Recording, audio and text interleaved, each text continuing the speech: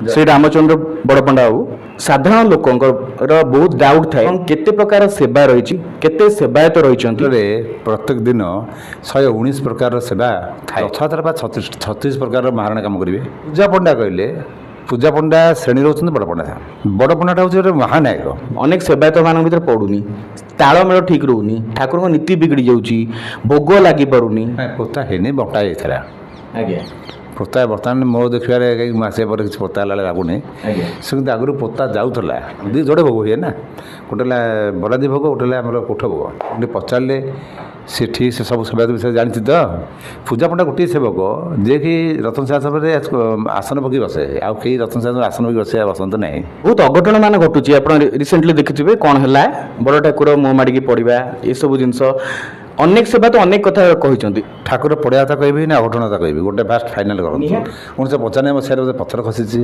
एमती नीलाद्री महोदय गोटे पुस्तक अच्छी जहाँ मंदिर नीतिकांति चले से लिखाई ठाकुर पड़गले कौन हम बहु बिल मूषा मारी हुए ना सत कहले सेवार बड़ सान किसी ना देखिए प्रशासक निजे अरविंद पाड़ी बाहर करते से विषय कौन कहे जगुंत जो जापार महाप्रभु शक्ति विषय आप जानते किए कहते महाप्रभु भितर ना कहीं खोल किसी गोटे पिंपुड़ी भी ना महाप्रभुଙ୍କର समस्त संपत्ति जानिबा वर्तमान ପାଇଁ असंभव। नमस्कार मु दुर्गेश नंदन महापात्र समीक्षा न्यूज रो एक्सक्लूसिव इंटरव्यू को आपन को स्वागत करुच्ची। आज आम सहित अच्छा जड़े विशेष अतिथि तांको ना होउची महानायक श्री रामचंद्र बड़पंडा सामंत महोदय। आज आमे तांको सहित आलोचना करिबा श्रीमंदिर सहित जड़ित विभिन्न नीतिकांति संपर्क में एवं पचारिबा अनेक असमाहित प्रश्न एवं जानिबा तांकर उत्तर ए परिप्रेक्षी कौन रोची। आपन को स्वागत करुच्ची श्री रामचंद्र बड़पंडा बाबू। तो समीक्षा न्यूज रो इंटरव्यू को आपन को स्वागत। कौन कहिबे साधारण लोकंकर बहुत डाउट थाए संदेह थाए अनेक पूजा पद्धति जहाँ श्रीमंदिर एवं महाबाहुंकर पूजा पद्धति रही एवं केते प्रकार सेवा रही केते सेवायत रही से सेवा गुड़िकर कौन माने महत्व रही से विषय साधारण जनसमाज डाउट थाए माने से जानिया चाहते कि छत्तीसा नियोग कौन एवं अनेक सेवा कौन केते प्रकार सेवा रही एवं आपणकर जो उपाधि रही बड़ पंडा बा पूजा पंडा अच्छा पंडा भी अच्छा यार पार्थक्य कौन आप विस्तृत भाव में आम दर्शक मानक जनातु। आप जो विस्तृत भाव में कहले ताहा संभव नुहे कारण मंदिर में एत नीतिकांति रही से गुड़ाक संक्षिप्त कहले भी बहुत समय लगे आ मंदिर में प्रत्येक दिन 119 प्रकार सेवा रोचे विशिष्ट दिन मानक स्नान पूर्णिमा रथयात्रा 36 प्रकार महाराणा काम करेंगे आप 36टा निजोग पुणी केते गुड़े निज अंतर्भुक्त हेले भी शाढ़ी बंधन होता सेवक अच्छा एमती बहुत सेवक आप सिंगारी निजोग सिंगारी कहले सिंगारी आसवे कर आसवे तलसा आसवे भितरसा आसवे पारदर्श आसवे बुद्रत आसवे कौ सिंगारी बनबे पुष्पाल आसवे तेणु यही दृष्टि देखा गले सी गोटे बहुत विस्तृत जिनस सेवा मंदिर विषय एक्चुअली एत शीघ्र माने गोटे लोक सब जिन करपरि रूप में मुझे प्रश्न थिला कि 36टा निजोगर अनेक काम रोची किंतु आपणकर जो उपाधि रोची बा आपणकर जो टाइटल रोची बोले आपण कहले कि हमर पंडा बड़ पंडा एवं पूजा पंडा आपण होचन बड़ पंडा जने थांती पूजा पंडा सेवक सी माने अनेक थांती पूजा पंडा सेवक आपण होचन बड़ पंडा सेवक एवं पंडा सेवक मध्य थांती यार बेसिक डिफरेंसटा कोन देखो फास्ट हूँ आम आसवा पौन धातु पंडार सृष्टि तेणु पौन धातु पंडार सृष्टि अर्थात जो मैंने यही श्रीक्षेत्र पर मंदिर पर जानी था से पंडा साधारण संबोधन करा सत्वे केतकर पंडा टाइटल भी थाए ये गोटे कमन सेवकर ये ताधे पंडा विमला सेवक अच्छा इपटे भी सेवक सेवायत अच्छा पत्री बड़ अच्छा तेणु बहुत प्रकार अच्छा तेणु से दृष्टि देखा गले पंडा गोटे कमन वार्ड पूजा पंडा कहले पूजा पंडा श्रेणी रोचंद बड़ पंडा पूजा पंडा हूँ पर्टिकुलार आमर पूजा करवा तेणु बड़ पंडा पूजा संबंधी समस्त कार्य देखा कलाहाट द्वार पाखे रहीकि ଚାମର ତ ପକାଉଥିବେ ଆପଣ ଠିଆ ହେଇକି ବସି ରହିବେ କି ରହିକିରି ପୂଜା ପଣ୍ଡା ଠିକ୍ ସେ ପୂଜା କରୁଛନ୍ତି ନା ନାହିଁ, ପୂଜା ଠିକ୍ ଚାଲିଛି ନା ନାହିଁ ତଦାରଖ କରିବା, ଏସବୁ ଦାୟିତ୍ୱ ଗୁଡ଼ାକ ରହୁଛି ବଡ଼ ପଣ୍ଡାଙ୍କର। ଆପଣ କହିଲେ ଅନେକ କାର୍ଯ୍ୟ ରହିଛି, ଛତିଶା ନିଯୋଗ ଅଛି, ଅନେକ ସେବକ ଅନେକ କାମ କରୁଛନ୍ତି। ଦୈନନ୍ଦିନ ନୀତିକାନ୍ତି ଶ୍ରୀମନ୍ଦିରରେ ଅନେକ ରହୁଛି, ତା ଭିତରେ ଏତେ ନୀତିକାନ୍ତି ଯଦି ରହୁଛି ତାହେଲେ ଅନେକ ସମୟରେ ଦେଖିବାକୁ ମିଳେ କି ଆମର ନିଯୋଗ ଭିତରେ ପଡ଼ୁନି, ଅନେକ ସେବାୟତମାନଙ୍କ ଭିତରେ ପଡ଼ୁନି, ତାଳମେଳ ଠିକ୍ ରହୁନି, ଠାକୁରଙ୍କ ନୀତି ବିଗିଡ଼ି ଯାଉଛି, ଭୋଗ ଲାଗିପାରୁନି, ପ୍ରସାଦ ଏପଟ ସେପଟ ହେଇଯାଉଛି, ପ୍ରସାଦ ପୋତା ହେଇଯାଉଛି। ଅନେକ ସମୟରେ ଏବେ ରିସେଣ୍ଟଲି ଆପଣ ଦେଖିଥିବେ ପ୍ରସାଦ ପୋତା ମଧ୍ୟ ହେଇଛି, 30,000 ଲୋକ ଭକ୍ତଙ୍କ ଯେଉଁ ପ୍ରସାଦ ଅବଢ଼ା ପୋତା ହେଇଥିବାର ମଧ୍ୟ ନଜିର ରହିଛି। ତ ଏପରି କାହିଁ ହେଉଛି, ବିଶୃଙ୍ଖଳା କାହିଁ ହେଉଛି? କାରଣ ପ୍ରଶାସନ ଅଛି। କେବେ ପୋତା ହେଇଥିଲା? ଆଳପ ମଣ୍ଡପରେ ଏବେ ଯେଉଁ ହେଇଥିଲା ନୀତି, ସେହି ସମୟରେ ପ୍ରସାଦ ପୋତା ହେଇଥିବାର ମଧ୍ୟ ଖବର ଆସିଥିଲା। ପୋତା ହେଇନି, ବଣ୍ଟା ହେଇଥିଲା। ଆଜ୍ଞା ପୋତା ବର୍ତ୍ତମାନ ମୋ ଦେଖିବାରେ ମାସେ ପରେ କିଛି ପୋତା ହେଲା ଲାଗୁନି। ଆଜ୍ଞା ସେ କିନ୍ତୁ ଆଗରୁ ପୋତା ଯାଉଥିଲା। ଆଜ୍ଞା ତାର ପୋତା ଯିବା ମଧ୍ୟ ବି ଉଚିତ ମୋ ମତରେ। ଆମେ ଯେଉଁ କହୁଛେ ଏତେ ଯାକ ପ୍ରସାଦ ନଷ୍ଟ ହେଇଗଲା ଆମେ ବାଣ୍ଟିଦେବା, ଏଇଟା ମଣିଷ ସମାଜର ଯେଉଁ ଭାବନା, ଭକ୍ତର ଯେଉଁ ଭାବନା ଉପରେ କୁଠାରଘାତ। ଯେଉଁ ଜିନିଷ ମହାପ୍ରଭୁ ଗ୍ରହଣ କଲେ ନାହିଁ ସେ ଜିନିଷ ଆମେ ଗ୍ରହଣ କରିବୁ ନାହିଁ, ଏଇ ହେଲା ଆମର ଆଇଡ଼ିଓଲୋଜି। ସେ ଦୃଷ୍ଟିରୁ ଆମର ସେ ପ୍ରଭୁଙ୍କ ପ୍ରସାଦ ପୋତା ଯାଉଥିଲା। ବର୍ତ୍ତମାନ ସୁଦ୍ଧା ତ ଏବେ ମୋ ଦେଖିବା ଆସିବା ଭିତରେ ବଡ଼ପଣ୍ଡା ଭିତରେ କିଛି ପ୍ରସାଦ ପୋତା ହେଇନି, ବରଂ ଏ ଯେଉଁ ଭିକ ମଙ୍ଗା ଯୋଗୀ ଚାଉଳ ଆସିକିରି ସେ ଭୋଗ ଲାଗିଲା ଭଣ୍ଡାର ଘରେ। ଆମ ଯୋଡ଼େ ଭୋଗ ହୁଏ ନା, ଗୋଟେ ହେଲା ବରାଦି ଭୋଗ, ଗୋଟେ ହେଲା ଆମର କୋଠ ଭୋଗ। ତେଣୁ କୋଠ ଭୋଗଟା ଆମର ଗମ୍ଭୀର ଭିତରେ ହୁଏ, ତାପରେ ବରାଦି ଭୋଗଟା ହୁଏ, ଧୂପ ଯେଉଁଟା ହୁଏ କୋଠ ଭୋଗ। ଏଇସବୁ ଜିନିଷ ଦେଖିବାକୁ ଗଲେ ସିଏ ଯେଉଁଟା ଆସିଥିଲା ଭିକ ମଙ୍ଗା ଚାଉଳ ସେ ଭୋଗ ହେଇନଥିଲା, ତାପରେ ତାକୁ ବଣ୍ଟା ହେଲା। ତେଣୁ ସେଇଟା ଲୋକଙ୍କର ଚିନ୍ତାଧାରାକୁ ନେଇକରି ଠିକ୍ ଅଛି, କିନ୍ତୁ ତାଳମେଳ ରହୁନି। ଯେମିତି ଠାକୁର ପହୁଡ଼ ମଧ୍ୟ ହେଇନଥିଲେ, ଭକ୍ତମାନେ କିଛି ଦର୍ଶନ କରିପାରୁନାହାନ୍ତି, ଏସବୁ କାହିଁକି ରହୁଛି? ଇମ୍ବାଲାନ୍ସ କାହିଁକି ରହୁଛି? ପ୍ରଶାସକ ତ ନିୟମ କରିଦେଉଛନ୍ତି, କିନ୍ତୁ କୌଣସି ବି ପୂଜାରୀ ବା ଯେଉଁମାନେ ସେବାୟତ ଅଛନ୍ତି ସେମାନେ ନିୟମ ମାନୁନାହାନ୍ତି, ଏପରି କାହିଁକି ହେଉଛି? ନାଇଁ ଆମେ ହଠାତ୍ ସେବାୟତଙ୍କୁ ଦୋଷ ଦେବାଟା ବି ଠିକ୍ ନୁହଁ। ଯେଉଁ ପ୍ରଶାସକ ଆସୁଛି ତାଙ୍କୁ ଆପଣ ଟିକେ ପଚାରିଲେ ସେ ଠିକ୍ ସେ ସବୁ ସେବାୟତ ବିଷୟରେ ଜାଣିଛି ତ? କେବେ ଜାଣିନଥିବ। ତେଣୁ ପ୍ରୋବ୍ଲେମ୍ଟା ହେଇଯାଏ ପ୍ରଶାସକ ପାଖରେ। କାରଣ ଆଉ ଗୋଟେ ଜିନିଷ ହେଉଛି କ'ଣ କି, ଗୋଟେ ସେବାୟତ ନ ଆସିଲେ ଗୋଟେ କାମ ରହିଯିବ। ପ୍ରଭୁଙ୍କ ଗୋଟେ କାର୍ଯ୍ୟ ପାଇଁ 6-6ଟା ସେବାୟତ ଦରକାର। ମନେକର କ'ଣ ଆମେ ବସି ପୂଜା କରୁଛେ ରତନ ସିଂହାସନରେ, ପୂଜା ପଣ୍ଡା ଗୋଟିଏ ସେବକ ଯିଏକି ରତନ ସିଂହାସନରେ ଆସନ ପକାଇ ବସେ, ଆଉ କେହି ରତନ ସିଂହାସନରେ ଆସନ ପକାଇ ବସେ ବସନ୍ତ ନାହିଁ। ଆଚ୍ଛା ଆମେ ତ ବସିଗଲୁ, ବର୍ତ୍ତମାନ ଫୁଲ ଦେବ କିଏ? ଖୁଣ୍ଟିଆ। ଆଜ୍ଞା ପତ୍ରୀ ବଡ଼ୁ ପାତ୍ର ଦେବ। ଏମିତି 6 ଜଣ ସେବାୟତ ଲାଗିଥିବେ, ଗରା ବଡ଼ୁ, ହଡ଼ପ ନାୟକ, ଏସବୁ ଲାଗିଥିବେ। ସେ ଗୋଟେ ପୂଜା ପାଇଁ ଖାଲି ପୂଜା ପଣ୍ଡା ପୂଜା କରିବ ସେମିତି ନାହିଁ। ପୂଜା ପଣ୍ଡା ତ ପୂଜା କରିବ, ତାକୁ ଯୋଗାଯୋଗ କରିବା ପାଇଁ ଗରା ବଡ଼ୁ ପାଣି ଦେଲାଣି, ପତ୍ରୀ ବଡ଼ୁ ପାତ୍ର ଦେଲାଣି, ଖୁଣ୍ଟିଆ ଫୁଲ ଦେଲାଣି, ତୁଳସୀ ଦେଲାଣି, ଏସବୁ ଚାଲିଥିବ। ହଡ଼ପ ନାୟକ ବିଡ଼ିଆ ଦେଲାଣି, କନାବ ଦେଲାଣି ପିନ୍ଧିବା ବସ୍ତ୍ର, ଭଣ୍ଡା ବେକା ଆସିକି ଇଏ ଦେଲାଣି ଅଳଙ୍କାର। ଚିନ୍ତା କଲେ ଗୋଟେ ଗୁରୁତ୍ୱପୂର୍ଣ୍ଣ ପ୍ରଶ୍ନ ରହିବ, ବହୁତ ଅଘଟଣ ମାନ ଘଟୁଛି। ଆପଣ ରିସେଣ୍ଟଲି ଦେଖିଥିବେ କ'ଣ ହେଲା, ବଡ଼ ଠାକୁର ମୁହଁ ମାଡ଼ିକି ପଡ଼ିବା, ଏସବୁ ଜିନିଷ। ଅନେକ ସେବାୟତ ଅନେକ କଥା କହିଛନ୍ତି, ଅନେକ ସେବାୟତ ଅନେକ ପ୍ରତିକ୍ରିୟା ମଧ୍ୟ ଦେଇଛନ୍ତି କି ଏଇଥିପାଇଁ ଏସବୁ ଜିନିଷ ହେଲା। କିନ୍ତୁ ବଡ଼ ଠାକୁର ପଡ଼ିଯିବା ଅନେକ ଜଗନ୍ନାଥ ପ୍ରେମୀମାନଙ୍କୁ ଆହତ କରିଛି, ଛାଟିଣି ଖସିଯିବା ବା ଯାହା ବି କୁହନ୍ତୁ, ଏତେ ଅସାବଧାନତା କ'ଣ ପାଇଁ, କାହିଁକି ବଢ଼ୁଛି ଏଇ ଅଘଟଣ? ମାନେ ଠାକୁର ବି ପଡ଼ିଯାଉଛନ୍ତି, ଏଭଳି ଅଘଟଣ ହେବାର ଏହା ନିହାତି ଦୁର୍ଭାଗ୍ୟଜନକ। ଆପଣଙ୍କ ମତ କ'ଣ? ଠାକୁର ପଡ଼ିଆ କଥା କହିବି ନା ଅଘଟଣ କଥା କହିବି? ଗୋଟେ ଫାଷ୍ଟ ଫାଇନାଲ୍ କରନ୍ତୁ। ନିହାତି ଏହା ଗୋଟେ ଅଘଟଣ ତ ମାନେ ଆ ପୂର୍ବରୁ ବହୁତ ଅଘଟଣ ଘଟିଛି। 1995 ମସିହାରେ ବୋଧେ ପଥର ଖସିଛି। ତାପରେ ତା ପାଇଁ କ'ଣ କରାଯାଇଥିଲା? ପ୍ରଶାସନ କ'ଣ କରୁଥିଲା? କିଛି କରିନି। ତାହେଲେ ସେ ତା'ର ଯେଉଁ ପ୍ରତିକ୍ରିୟା ରହିଛି ତା'ର କି କରିବ? ସେଗୁଡ଼ା ସବୁଗୁଡ଼ା ବଡ଼ ପଣ୍ଡା କରେ। ସେଟା ବଡ଼ ପଣ୍ଡା ପଚରାଯାଏ ଯେ ଏଇଭଳିଆ ବାନା ଉଡ଼ିଗଲା, ପତଳା ନିଆଁ ଲାଗିଲା, ଚିଲ ଏଇ କୋଭିଡ଼ ଆସିଲା ପୂର୍ବରୁ, କରୋନା ଆସିଲା ପୂର୍ବରୁ ଚିଲ ବସିକିରି ଫାଡ଼ୁଥିଲା। ତାହେଲେ ଚିଲ ଆସି ବସିଲା, ଫାଡ଼ିଲା ପତାକା, ତା'ର ଲକ୍ଷଣ କ'ଣ ହେବ? ସେଇଟା କହନ୍ତୁ ତ। ମୁଁ ତ ପେପରରେ ଦେଇଥିଲି, କିନ୍ତୁ ସେ ମୋତେ କେବେ ପ୍ରଶାସକ ପଚାରିନି। ନା ଆଗରୁ ଯେମିତି ଆପଣ କହିଲେ ପଥର ପଡ଼ିଛି କି ଅନେକ ଅଘଟଣ ଘଟିଛି, କିନ୍ତୁ ଠାକୁରଙ୍କ ପ୍ରତ୍ୟକ୍ଷ ମାନେ ପକେଇଦେବା, ଯେମିତି ଆପଣ ଜାଣିଥିବେ ନୀଳାଦ୍ରି ମହୋଦୟ ଗୋଟେ ପୁସ୍ତକ ଅଛି ଯାହା ଉପରେ ମନ୍ଦିର ନୀତିକାନ୍ତି ଚାଲେ, ସେଠି ଲେଖା ହେଇଛି ଠାକୁର ପଡ଼ିଗଲେ କ'ଣ ହେବ? ଠାକୁରଙ୍କ ପ୍ରତ୍ୟକ୍ଷ ମାନେ ଦୁର୍ଭିକ୍ଷ ଆସିବ ବା ରାଜାରାଣୀଙ୍କର ଅଘଟଣ ଘଟିବ, ଏସବୁ ମଧ୍ୟ ଅଛି। ମାନେ ଠାକୁରଙ୍କର ଅଙ୍ଗହାନି ହେଇଥାନ୍ତା, ଠାକୁର ନିଜେ ପଡ଼ିଗଲେ, ସେଇ ଅଘଟଣଟାକୁ କ'ଣ ରୋକାଯାଇ ପାରିନଥାନ୍ତା କି? ଦେଖନ୍ତୁ ଆକ୍ଚୁଆଲି ଏଇଟା ତ ଅସାବଧାନତା ହେଇଛି। ତାପରେ ଗୋଟେ କଥାଟା ଅଛି, ବହୁ ବିଲେଇରେ ମୂଷା ମାରି ହୁଏ ନାହିଁ। ତେଣୁ ଇଏ ଯଦି ଗୁଡ଼େ ସେବାୟତ ହେଇଯିବେ, ସେ ତାକୁ ଠେଲା ପେଲା ହେଇଯିବେ, ସେ ପ୍ରଭୁକୁ ଧରିବ କିଏ? ଆବଶ୍ୟକରେ ଅଧିକା ସେବାୟତ ଅଛନ୍ତି। ପ୍ରତି ଠାକୁରଙ୍କର ଆମର ଯେଉଁ ବଠାଗରେ ସୁଭଦ୍ରା ଜଗନ୍ନାଥ ଅଛନ୍ତି, ସେମାନଙ୍କୁ ଏ ଯେଉଁ ଯିବା ଆସିବା କରିବା ସମୟରେ ସୁରକ୍ଷିତ ରଖିବା, ମାନେ ଅକାଳେ ପଡ଼ିଯିବେ କରିବା ଚାଲିଲା ବେଳେ ତାଙ୍କ ପାଇଁ ଯୋଡ଼େ ଯୋଡ଼େ ଦଇତାପତି ଥାଆନ୍ତି। ସେମାନେ ବାଡ଼ଗ୍ରାହୀ କୁହାଯାଏ। ବାଡ଼ଗ୍ରାହୀର ଏଇଠି ମହତ୍ତ୍ୱଟା ଅଧିକା। ତେଣୁ ବାଡ଼ଗ୍ରାହୀମାନଙ୍କର ଏକ୍ସପିରିଏନ୍ସ ବହୁତ ଅଧିକା ଥାଏ। ତେଣୁ ସେମାନେ କେମିତି ହ୍ୟାଣ୍ଡେଲ୍ କରିବେ ସେମାନେ କରିବେ। ତେଣୁ ସେମାନଙ୍କୁ କଥା ଯଦି ଲୋକମାନେ ନ ମାନିବେ, ମନେକର ଯେ ମୋ କଥା ମୋ ପୂଜାପଣା ଭାଇ ନ ମାନିବେ, ତାହେଲେ ମୋର ଆବଶ୍ୟକ କ'ଣ ଅଛି?